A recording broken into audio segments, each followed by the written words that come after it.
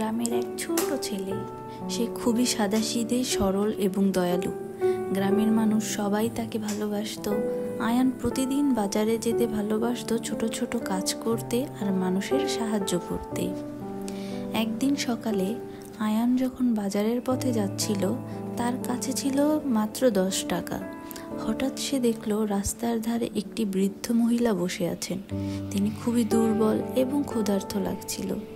সে মনে করল, আমার কাছে আছে শুধু 10 টাকা, তবে হয়তো আল্লাহ তা গ্রহণ করবেন। আয়ান সাহস করে তার কয়েনগুলো মহিলার হাতে দিল। মুহূর্তেই মহিলার চোখে আনন্দের অশ্রু ঝলমল করল। তিনি আয়ানের দিকে তাকিয়ে বললেন, বাবা, আল্লাহ তোমার কল্যাণ করুন।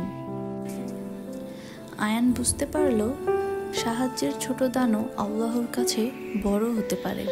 কিছুদিন পর আয়ানের পরিবার হঠাৎ একটি বড় দানপত্র পেল। আয়ানের বাবার অফিস থেকে পাঠিয়েছে। আয়ান তখন বুঝল, আল্লাহ তার ছোট দানটিকেও গ্রহণ করেছেন এবং বড় আশীর্বাদ হিসেবে ফেরত দিয়েছেন। সে আরও দৃঢ়ভাবে অনুভব করল, সত্যি সহানুভূতি ও দয়ালুকতা কখনো ছোট নয়। সত্যিকারের আনন্দ আসে অন্যকে সাহায্য করার মধ্যে। সে প্রতিদিন চেষ্টা করে ছোট ছোট ভালো কাজ করতে। কেউ যদি দুঃখে থাকে সাহায্য করে, কেউ যদি ক্ষুধার্ত হয় খাওয়ায়। সব কাজ করে আল্লাহর জন্য। এভাবে সে পাশের গ্রামেও পরিচিত হয়ে উঠল। সবাই তাকে ভালোবাসতো তার দয়ালু এবং সাহসী মনোভাবের জন্য। গল্পটি আমাদের শেখায় যে ভালো কাজের জন্য বড় সম্পদ দরকার নেই।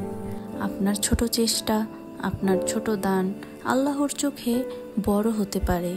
এটি আমাদের শেখায় আল্লাহর প্রতি বিশ্বাস ও মানবতার প্রতি দয়া। আপনাদের যদি গল্পটি ভালো লেগে থাকে, লাইক দিন এবং সাবস্ক্রাইব করতে ভুলবেন না। আর আপনাদের মূল্যবান মতামত কমেন্ট করে জানান। আল্লাহ আপনাদের ভালো রাখুন এবং আপনার ছোট চেষ্টা সবসময় বড় ফল আনুক। আমিন। আসসালামু আলাইকুম।